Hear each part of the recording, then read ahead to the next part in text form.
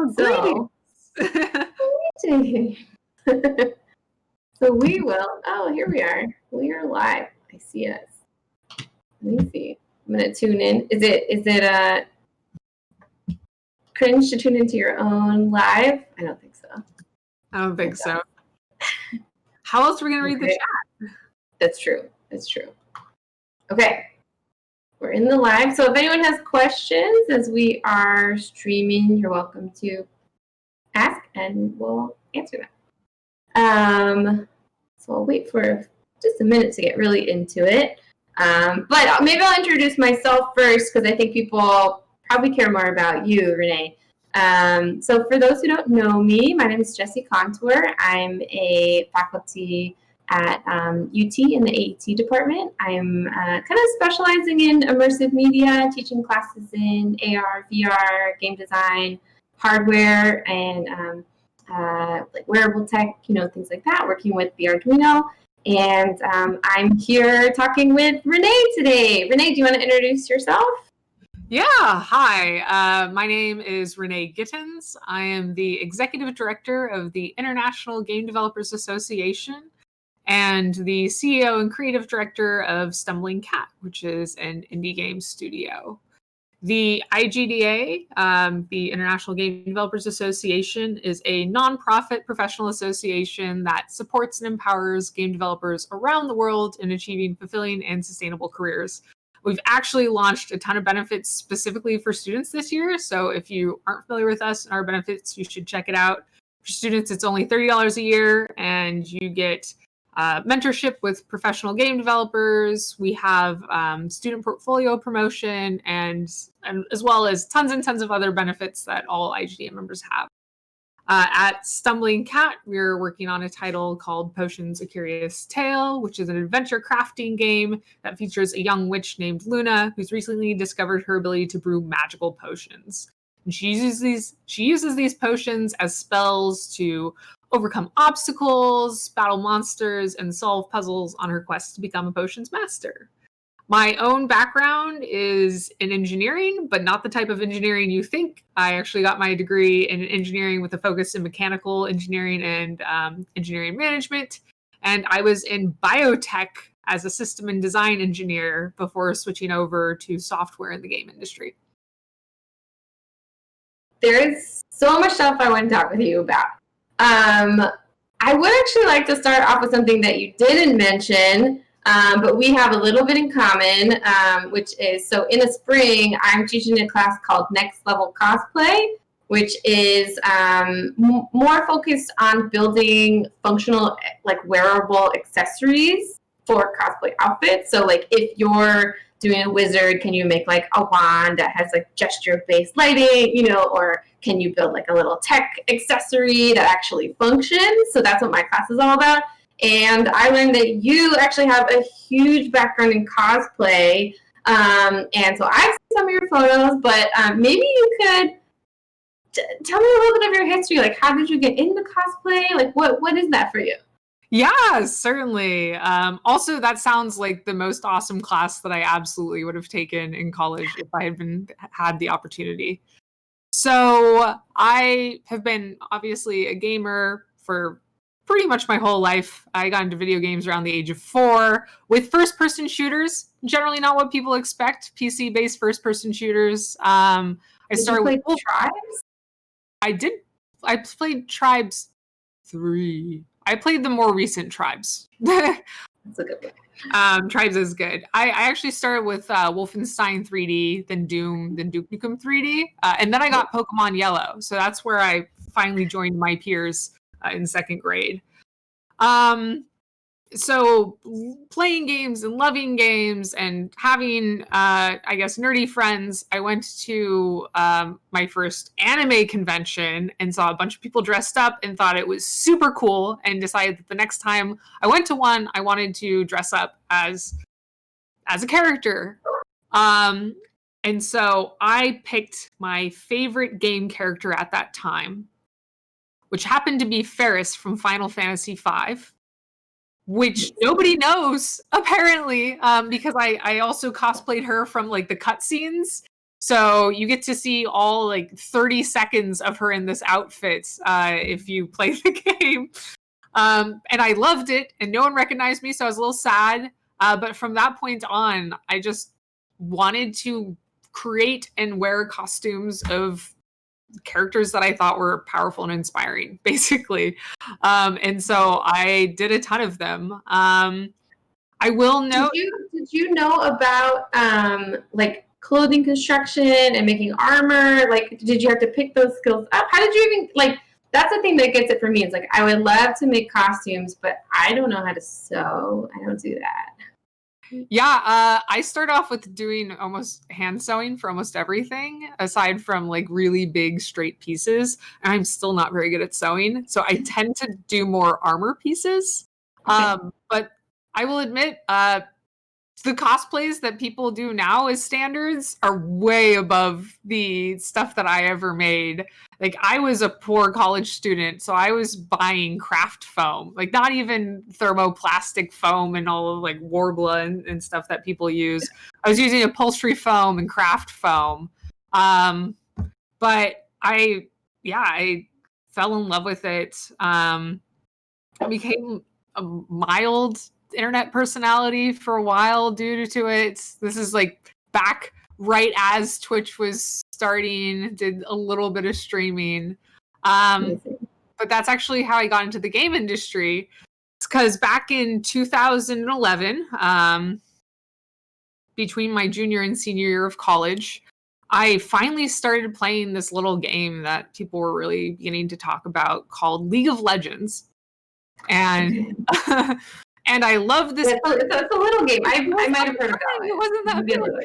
It was getting popular, but it was, not, you couldn't mention it to most gamers and have them know what you were talking about.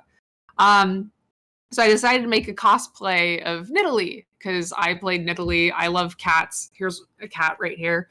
And he's upset that I did that. Sorry. Amazing. Mine just jumped over that way. So I posted this like progress thread where I was talking about how I was making it and constructing it and things, and it got a lot of attention. And I actually was reached out to by some people who at the time I didn't realize worked at Riot Games and became friends with them. And then next thing I know, they're like, hey, your college is 45 minutes away from Riot. Why don't you come take a tour? And so I showed up there and ended up making a bunch of friends. And then this realization came to me. Oh my goodness. People make video games. And they're like me. I can make video games. Of course, it took me 21 years of my life before I figured out that I could make the things that I was so passionate about.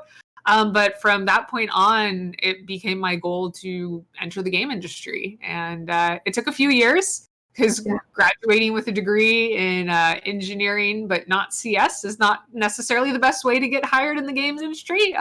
But here I am. Yeah, that's amazing. So you were playing games and you had this character that inspired you. So you made cosplay for her, and then just kind of taking your cosplay to different places to kind of, show it. I don't clearly not super deep in the cosplay world, but you're kind of touring your outfit, and then you meet people that just happen to be in the game industry and make friends. What an amazing kind of trajectory. It's just totally unexpected.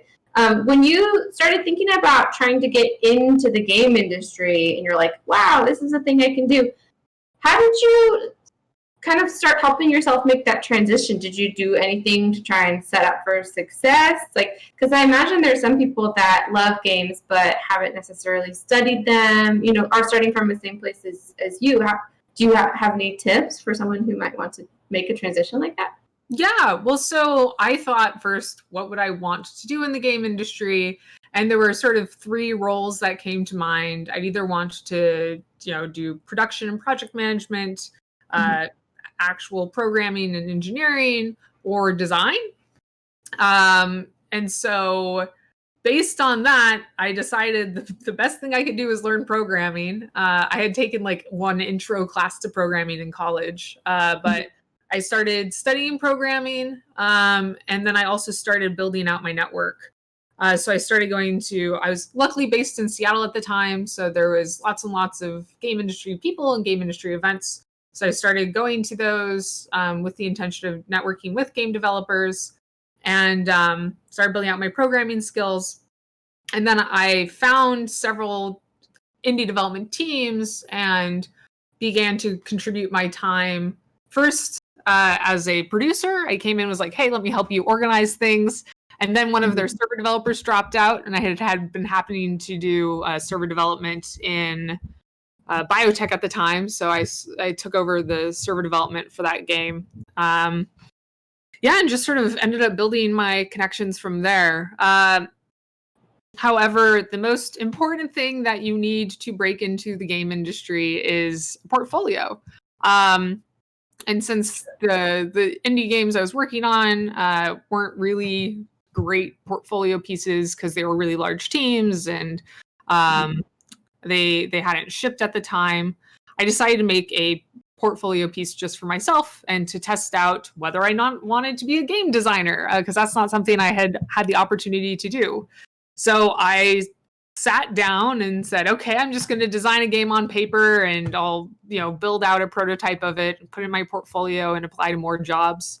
And that game actually ended up becoming Potions: A Curious Tale. I had no intention of building a game that I was going to try to ship at all, but it just took on a life of its own from that point. So what I did was I spent time working on that game while slowly picking up more and different side contracts, because showing what I did with that game and how I was bringing it forward and building out my connections and networks got me more and more opportunities, until admittedly I got tired of the overhead of trying to be a contractor, and then took on full-time employment positions in games and put Potions as my side project. Gotcha. I'm curious, so you're talking a lot about how building out your contacts is pretty huge. And I remember for me as well, I did not go to school with the intention of entering into the game industry. I kind of ended up there. And there's a little bit of a running joke in my undergrad program. So I studied 3D animation and ended up being a tech artist. And so I was doing like the rigging and things like that. And I had the dream to go into the movies, and the running joke is that in the program, like if you wanted to go into movies, you would end up in games. If you wanted to be in games, you'd end up like on the other side. So it's like, go figure, it totally happened for me. And I had the same thing happen. I was, with expanding my contacts. So I was attending the PAX East conference and, was trying to get someone to come and speak to the animation club, and that person ended up being my boss later, and so I didn't really talk to them with the intent of like trying to get work. It was just like, I want to get to know you, curious if you're interested in talking to students, and just trying to like be friendly and meet people in the industry. And that was the thing that ended up getting my toe in the door to an amazing career. Now I'm of course teaching game development and all these things. That approach is so important, though. I mean, you will be so much more successful when you're trying to network if you come to someone and say like, hey, just try to meet people, just want to be friends and like share knowledge and information, than if you say, hey, can you hire me? Like, or like, it's like, I don't know. I feel like that's something that students often don't do well, is that they'll like come and say like, I'm a student, do you have internship positions? Whereas like, yeah, it's good to know that and to ask that, but really when you're at a conference, the best way to network is by just being friendly with people. Like you're just making those initial contacts and connections. And if the relationship goes well and you sort of make a peer, a friend, then you can reach out to them and say, by the way, I'm really interested in what your team's working on and wonder if you have any openings available. Mm-hmm. I always found that a good strategy was you like make that connection. You make it more about them than it is about you at first, to show, it's like you're not just trying to mooch off someone really. But then if you're able to make a connection, maybe they come and speak to your club, or maybe you're excited about their game and you have a cool conversation about it. If you get their contact info, you can kind of share a project that you're working on and just be like, hey, I really enjoyed seeing your project, thought you might want to see mine, and then you can start a rapport. And then maybe eventually, once you get to know them, you can kind of ask about openings, or say like, oh, I saw an internship posting, can you tell me about it? Not be like, can you give me this job, but like, now that we're talking, we could talk more about the jobs, which seems like a pretty good way in if you're actually trying to do that. Absolutely. Yeah. And so when you were meeting these people, did you do a kind of strategy like that to get those contracts you were mentioning? No, yeah. I mean, I made all of these connections, and then I would see like someone post like the producer position that I first got. One of the connections I had made posted on Facebook, we're looking for a producer. So I messaged and said, hey, I'm good at managing projects. I'll try to be a producer for you. That's awesome. So yeah, almost all those opportunities came to me. I'm trying to think. Yeah, surprisingly, none of the opportunities I got, I actively pursued. Almost all of them came to me. I guess the one that I actively pursued most is my current role as executive director of the igda, because I knew the previous executive was stepping down, and I sort of went to her and was like, do you think I would be fit for this role? Okay, this role is something I'd be interested in. And then I formally expressed my interest to the rest of the board of directors. But outside of that, yeah, I have a good network, and if an opportunity was posted, I'd pursue it. But I very rarely did actively pursue them. But again, I think part of that is because I had my own project that I was working on, so I didn't feel quite the need to actively pursue roles. Yeah. I actually saw a really interesting question on the stream. How valuable is a degree versus a portfolio? And it's interesting for me to try and answer this as someone who teaches in a program that has game design degrees, but I will say that I don't think you need a game design degree to be a game developer. This is a unique industry in that way. There's definitely technical skills that you need, but like they're fun because you can kind of pick them up as you go. But your portfolio is the thing that you need. That's the thing. Like, that is it's like I've done hiring of people with engineering degrees for a summer program I run, like people who like know a lot about engineering and want to instruct. I almost don't even look at their degree. I look at the projects they've made, and I talk to them about it, and I listen to how they talk with me about their projects. And that kind of stuff is more important to me than the degree itself, because I feel like if you rely entirely on a degree, it's I think that's discounting a lot of people that might not have the privilege of going to school, So there's like a huge amount of skill outside of the education world. I obviously love education, that's why I'm here, but I would never discount someone for not having a degree. Yeah, I absolutely 100% think that your portfolio and your network are the two most important components to being successful within the game industry. I often talk about self-promotion and how to promote yourself as a developer, and how to make sure that you are known within the industry and that you can get those opportunities coming to you. And having a set of projects that you can point to is, an important part of that. I think that what a portfolio does is show your skill and that you can complete things. And I think a degree to an extent shows that as well. Certainly having a degree is better than not having a degree, because having a degree shows that you have completed something.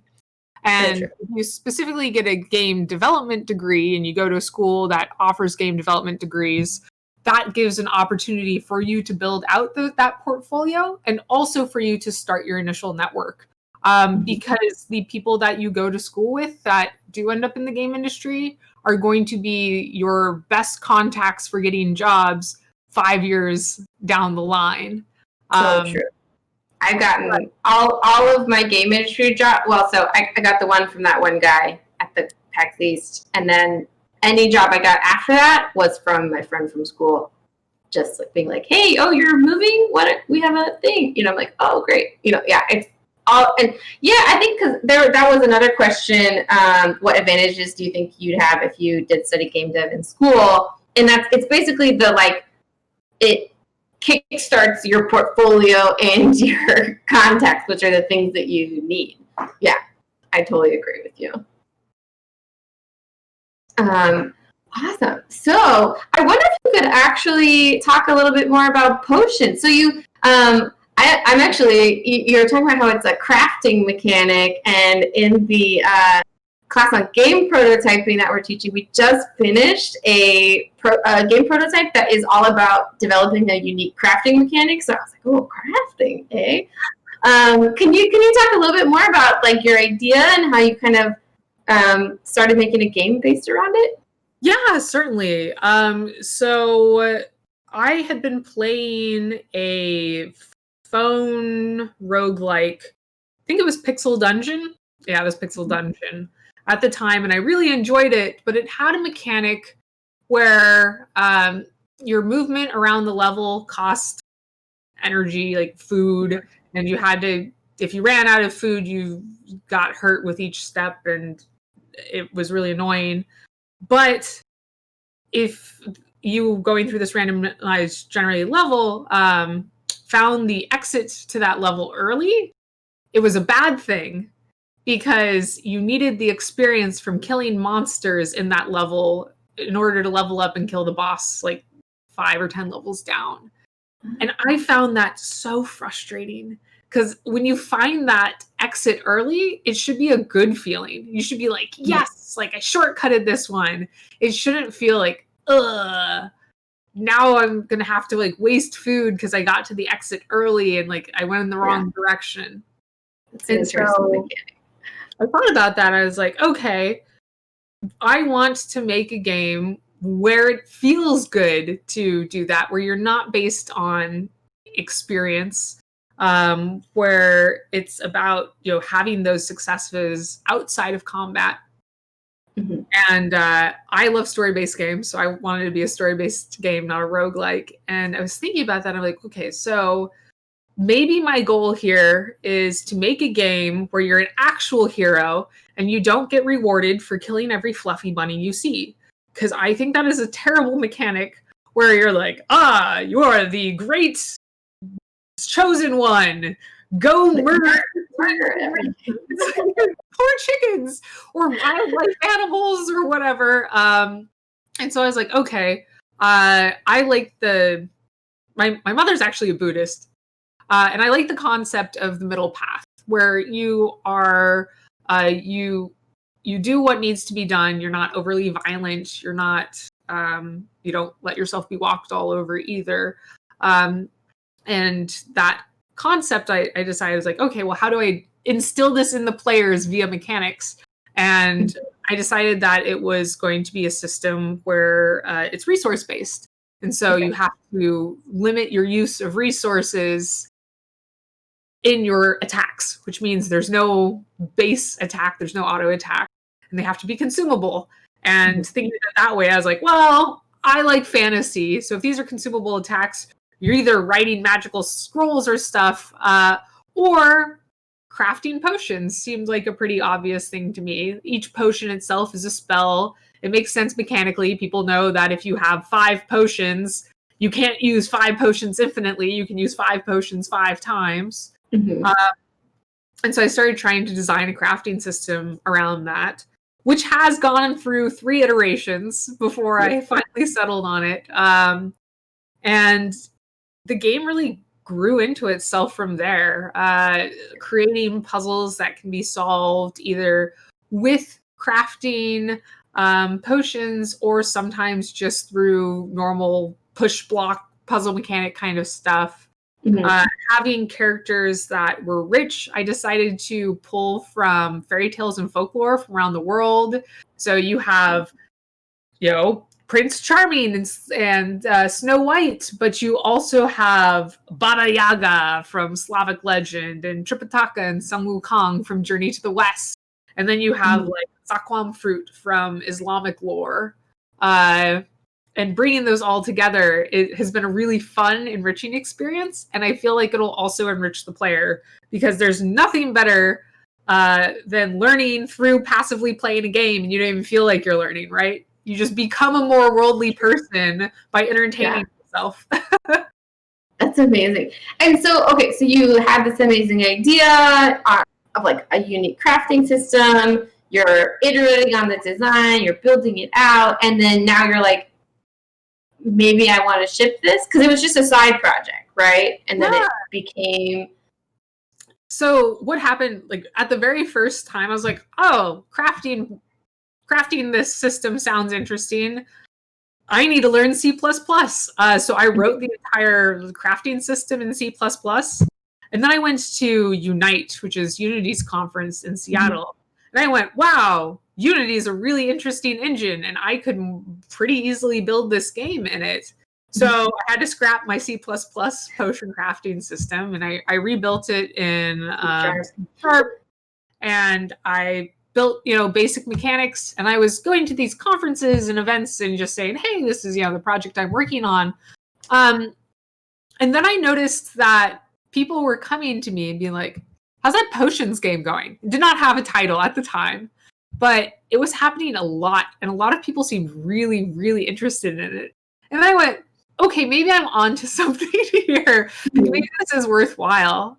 So from that point, I thought, okay, I'll try to run a Kickstarter and we'll see if the public wants this game. And if not, if I can throw it in my portfolio and that's that. Yeah. Kickstarter. That's a big word. So if you haven't run a Kickstarter before, like if you our viewers, how did you even start? You're like, okay, Kickstarter. What do you even need to like do a Kickstarter? How do you get started with it? Well, so what I did was, I think I had decided I wanted to do a Kickstarter at like the start of a year, like February or so. And I spent the next 14 months planning a Kickstarter before I launched it. Okay, just planning.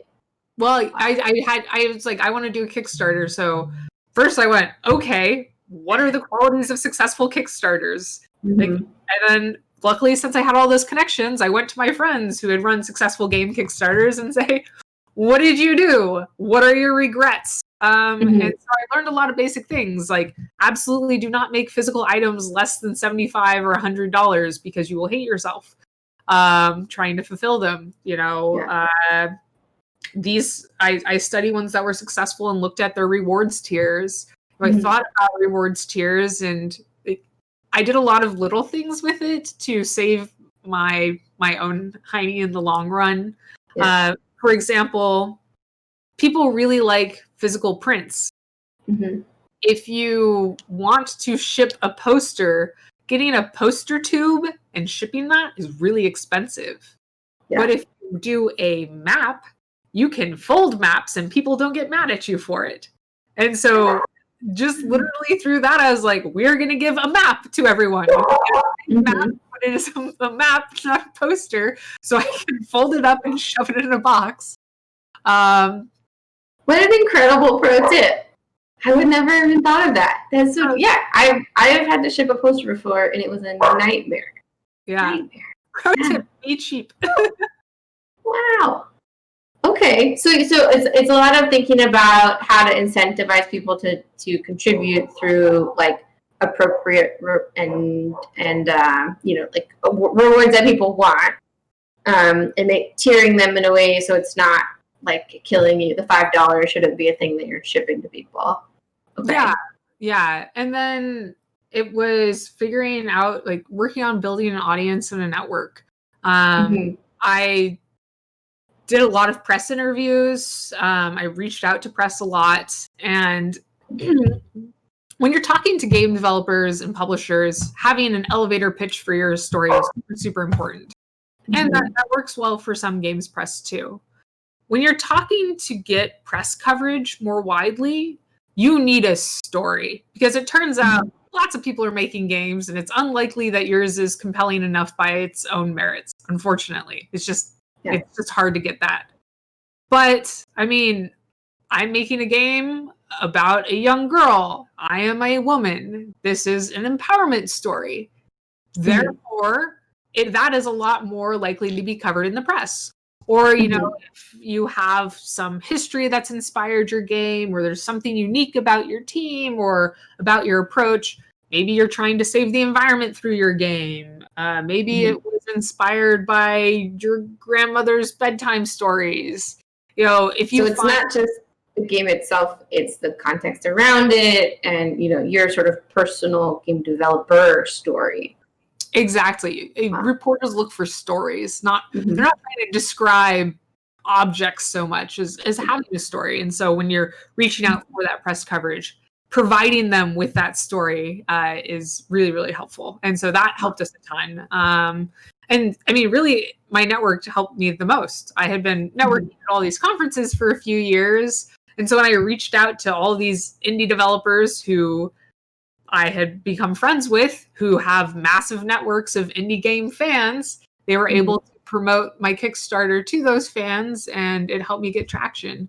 Yeah, so, and it was not easy. I asked for $64,000, and I got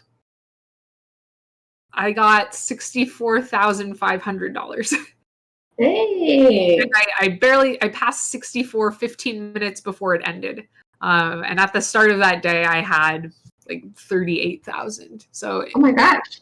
That morning or the day before, I had like written "this was not funded" post. I had cried and written out I was going to thank the audience for their support and talk about moving on. And lo and behold, last minute it went through.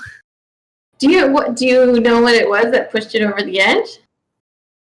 A large part of it was that I got support from Imagos Films. They had put together a drive for me. They decided to put together a live stream without me knowing. They had there were a bunch of my friends, and they put together a live stream, and they called it the Pain Drive. And they went out and bought a ton of hot peppers, and then all sat in front of a camera on their couch. And when they talked and hung out, and when they hit different funding marks, they would eat a hot pepper, and increasingly hot peppers. I lived in the same city, so I actually drove over there and joined in the festivities, and ended up habaneros by the handful at the end. But you know, a lot of Kickstarters do get funded massively on their last day, and bringing together the community around an event, celebrating, like trying to get there, making it really a huge community celebration and a community event together is what I think brought us there. It got us over the hurdle, and it was fun. You know, it was awesome. Very heartwarming and very stomach. A lot of like vanilla ice cream later to calm down the tummy with the peppers. Buckets of ice cream and milk and and citrus. I think like citrus or acid helps neutralize the internal effects of the capsaicin. And so the Kickstarter, and when was it funded? When, like, last year, this year? No, it was a while ago. So my other recommendation to those students who are watching is don't make a story-based, content-based game with lots of art for your first project. They take a long time to develop, and especially if you're not an artist yourself, you are reliant on the availability of contractors and other people, which especially during pandemics can be affected. It was kickstarted successfully in 2016. Okay. Wow, nice. And how's it doing now? How's we launched the alpha in May, and we're going to be launching the content complete beta early this next year is the current goal. Can we complete, but it'll be gameplay complete. What? Can we play? It sounds fun. yeah. I can send you a key. Play testing is always needed, so in the next round of beta keys, I'd be happy to send out a ton. Yeah, awesome, guys. Yeah. Okay. So we actually there's a question about the elevator pitch. So you were talking about how the personal story element is important for getting press coverage. But how much importance do you place, like when you have your elevator pitch, what are you kind of doing with, who are you sharing the elevator pitch with, if not the press? Yeah, elevator pitches are for publishers and partners and peers. Okay. Yeah. Amazing. And so what are you trying to, so the full question is, since games are so multifaceted, what do you usually include in an elevator pitch? Do you focus on the mechanics, the story, the themes? How do you kind of arrange that? Yeah, I mean, it's whatever makes your game sound unique and interesting, right? Like, there's already so many set genres. Avoid mentioning other games, like at least in your 2-sentence elevator pitch. And I don't know if everyone recognized this. I gave you my elevator pitch for potions at the start. It is something that I've said like 100,000 times, so I have to be careful to not sound like a robot when I repeat it. But you can see how it focuses on the unique interactions and mechanics, and then it gives you a little bit of context. I don't go into the fairy tales and folklore always. That is an interesting element. I focus instead on the main character because, it's a girl. She is young. She's a witch. She is going through growth and struggles. That there is, I think, more compelling than the fairy tales and folklore, just because that is a little bit more unique than the fairy tales and folklore. But I will repeat my pitch for everyone to sort of analyze. So Potions is an adventure crafting game where you play as a young witch named Luna, who's recently discovered her ability to brew magical potions. She uses these potions as spells to battle monsters, overcome obstacles, and solve puzzles on her quest to become a potions master. So that's 2 sentences there. It gives you the context of the story, and it gives you the uniqueness of like the game mechanics, right? Adventure crafting, you're using puzzles as weapons to solve puzzles, to overcome obstacles. So it gives you a pretty full picture of what it is. I don't tell you it's a top-down 2D game. I don't tell you it feels surprisingly like Zelda, even though I hadn't played a Zelda game before I started making it. Weird. I don't mention the fairy tales and folklore. I don't mention that her grandmother's her mentor. It's really distilled down into what makes your game the most interesting and compelling and unique. And adventure crafting kind of hooked me. I was like, crafting potion? Okay. Yeah, good. A good way to craft an elevator pitch is to sit down and bullet point out all the things you think are cool with your game, and then start axing them. Yeah. And I actually recommend, this is going to sound perhaps strange, I recommend crafting your elevator pitch as soon as possible when you start your game development. And the reason for this is, at any point in time later in your development, when you're thinking of, should I add this new mechanic or feature, or you're reviewing the features you have, you look at your elevator pitch and go, does this mechanic or feature support my elevator pitch? And if the answer is no, probably just cut it out. That's great advice, especially for students who have limited time and scope. It is so easy to balloon a game and to add in extra mechanics, especially when you're really, really familiar with it. Because the more you work on a game, the more you understand how it plays and how it works, and the less empathy you end up having for new players who are going to come in and not have all of that history with it. So if you keep it all focused on that core vision of your game, it'll be a lot more understandable and enjoyable and focused in a way that will make it more consumable and more fun. That's really good advice. Everyone should write that down. So I would love to, we haven't really talked about the igda at all. So maybe we can move into that a little bit, because you've been working with potions and then also working with the igda. You seem, or igda. Seems like you're a very busy person. Can you tell us a little bit more? Like, what's your kind of day-to-day? Yeah. So I find that I'm a morning person. Unlike many of my peers, I can stay up late, but I will wake up at 7 a.m. or earlier every day, no matter what. And I do my best work in the mornings. So I try to cut out my mornings, or at least a slot in my mornings for potions. Particularly if I'm going to be working on programming, I cannot program after an entire day of working. My brain is like, not into puzzle, like not into solving these problems right now. So I try to put in 2 hours in the mornings if I can on potions, and then I switch over to my igda work. And then on the weekends, I try to not work on igda stuff and instead work on potion stuff for more of the day. Okay.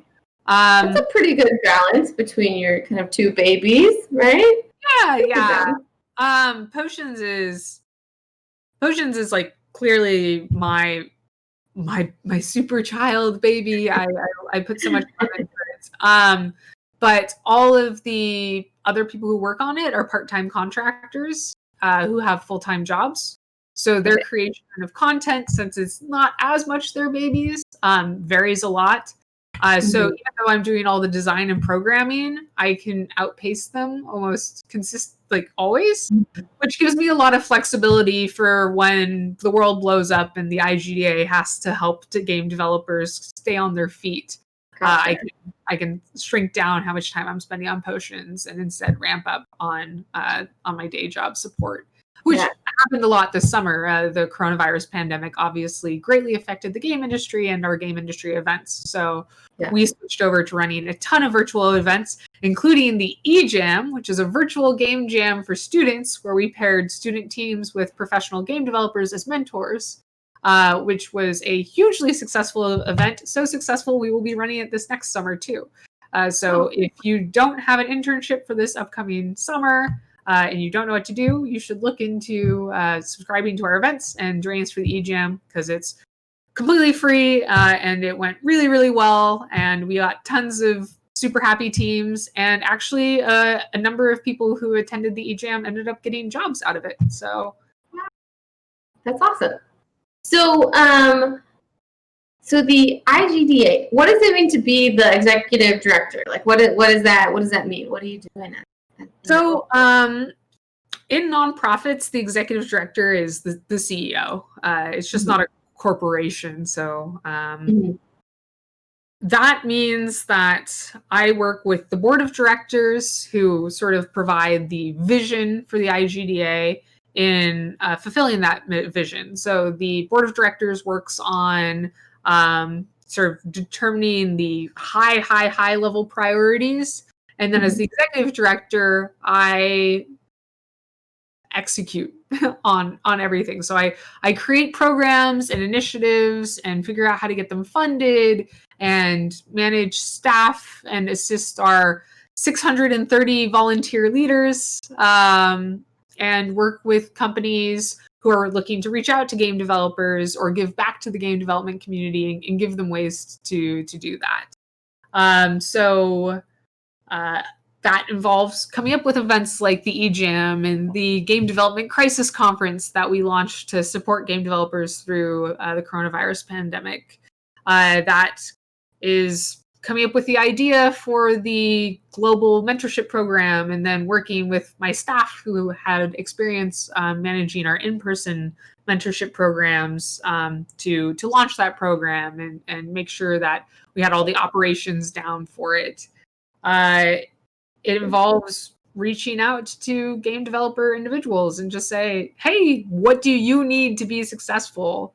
And coming up with studies and white papers and, webinars and programs to support game developers. And then standing up for game developers when their voices need to be heard and when the industry needs to put its best foot forward.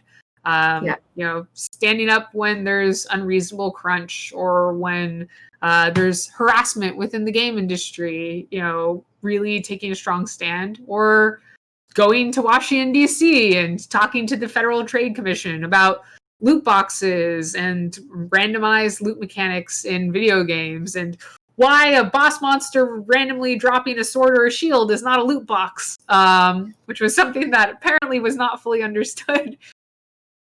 Oh man, we could get into loot boxes, but I would like to talk more about the igda for students, because you had said that's a new aspect of the.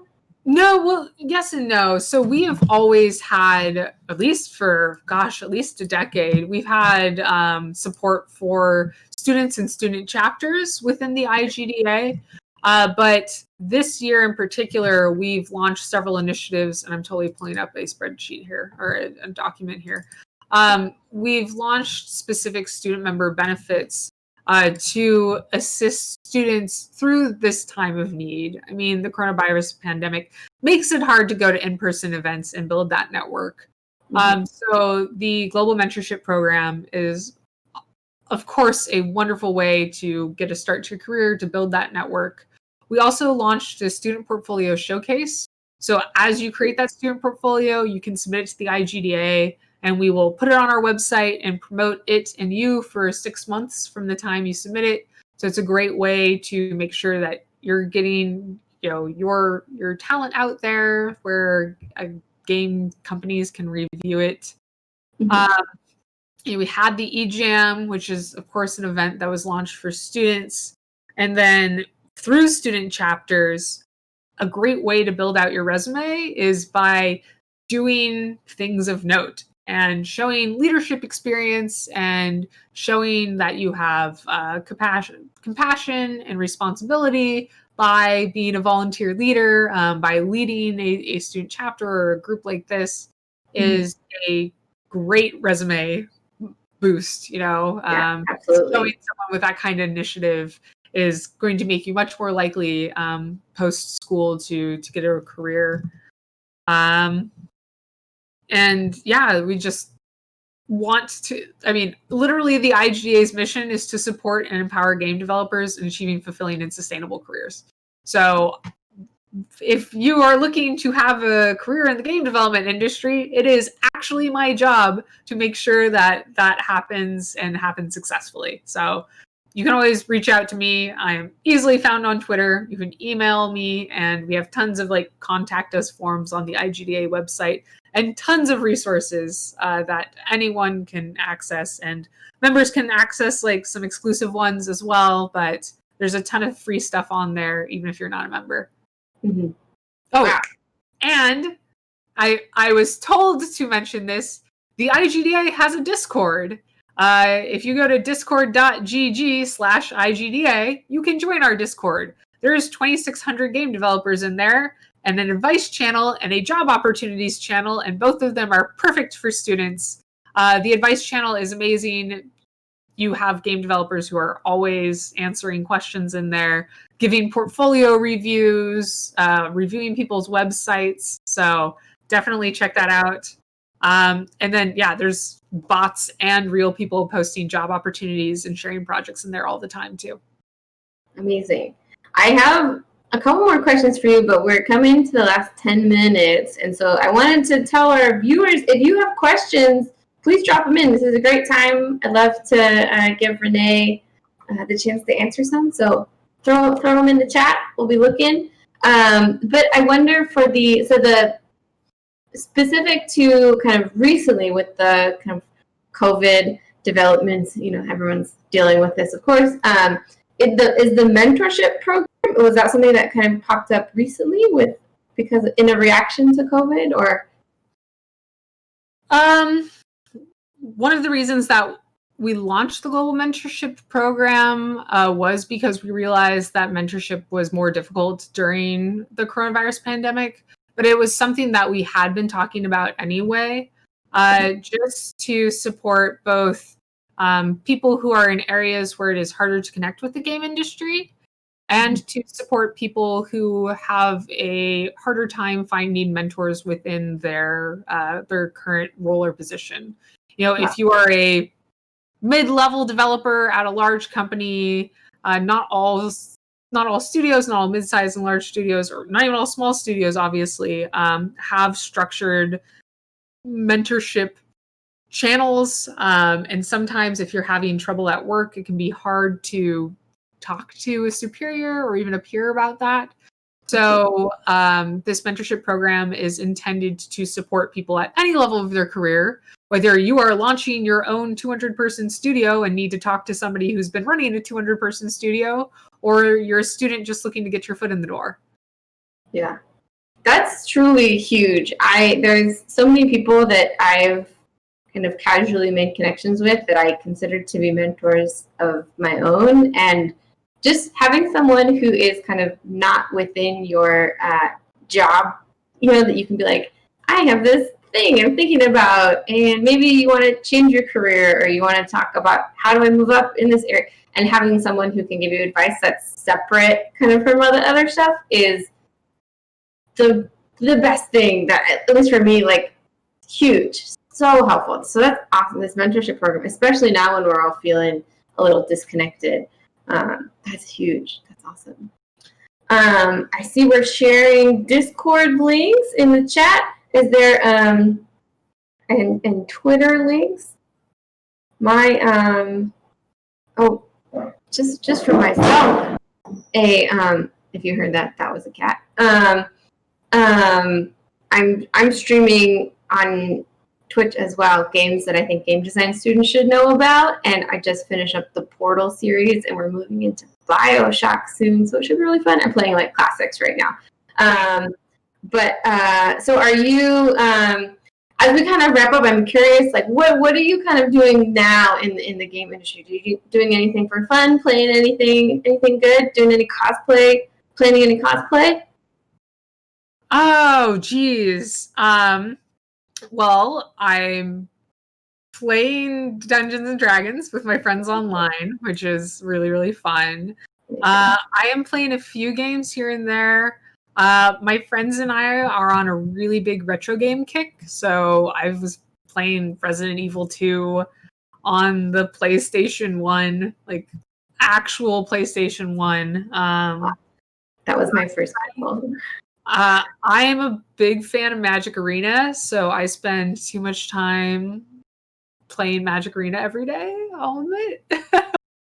Even though I'm mad at the meta, so... and then outside of that, gosh, I just like playing story-based games here and there. I've been playing Fire Emblem Three Houses very, very, very, very slowly, which I get bit in the butt every time I go back because I forget how the day mechanics work.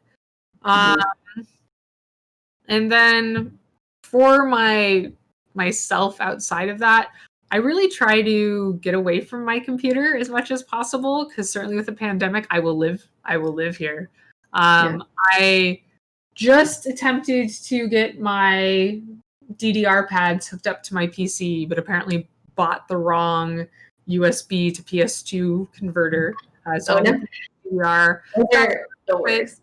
Been doing watercolor paintings of nerdy things and nature stuff, and then cooking, which is probably my main outlet. So, okay, we had a question about finding more information about the eJam and building portfolios. Can all that be got on your Discord? Is that a good place to go? Yeah, I think the easiest thing is just to subscribe to the igda newsletter. I will pull up a link for that. We send out a weekly newsletter, so I promise that we won't be ravaging your inbox. And it has all of our upcoming events. It has like an event listing in it, so you can stay on top of not just IGDA events, but industry events coming up. It has information about new resources. Like our climate SIG is publishing a new resource that's going to be in our newsletter that comes out tomorrow. And it just has other neat industry updates. So if you subscribe to that, you'll hear about when the EGM's coming up this upcoming summer. And you can always just check out the IGA website because we have a wonderful events page. And even if you don't want to get emails from us, I know emails aren't as cool anymore. But yeah, do that. Discord, whatever your preferred media is. Twitter, you can follow us anywhere. Amazing. Are there any other questions from our viewers? I want to make sure all these get answered. I have a question. Do you have a cat or a puma? Because that sounded like. I have 2 cats and a dog. And the cats, they don't like each other very much, so they jump on the 2 large cats. One is named Chimichanga and the other is Monroe. They're in the living room right now. But I surprisingly also have 2 large cats and a dog. Dog's fairly smaller, not smaller than the cats, but she's on the medium to small size. We have a very similar, I think, pet family. My dog is like a 30-pound. Yeah, mine's what was 30 pounds. I think she's like 33 now. But okay. I have a part Maine Coon cat and a fat tabby. Don't know how he gets fat. He is. No matter how much I regulate his food, then he just spends more time outside and I don't know, finds it somewhere. Yeah, my cat Chimichanga was like 15 pounds when I adopted him, and he was truly the embodiment of a fried burrito, which is why I named him. But he's lost a little weight recently. Cute. Amazing. So I don't think there's any other questions, unless we could probably talk about cats for like another hour, but maybe we will stop streaming live for that. I do think that's good content. But do it. So thank you everybody for joining Renee and I. Renee, truly a pleasure. I really enjoyed learning about everything that you're doing. It's very cool. I would love to. I'm gonna see if I can find your game and subscribe to the updates so I see what's going on. Yeah, you can subscribe to our Kickstarter. That's where we've been posting updates. I gave up on running social media for the game because I'm lazy at it. I run too much social media for the IGDA, so Kickstarter is the best place to find it. It's been wonderful talking with you. It was a true delight, and I'm sure we'll talk more in the future. Awesome. Well, thank you all. I think that's it for us. I'm sure EGaDS is going to do some more live streaming, but I'm not sure what the schedule is. I'm just here for Renee. Maybe more in the future. Who knows? They're trying to talk me into it, I think.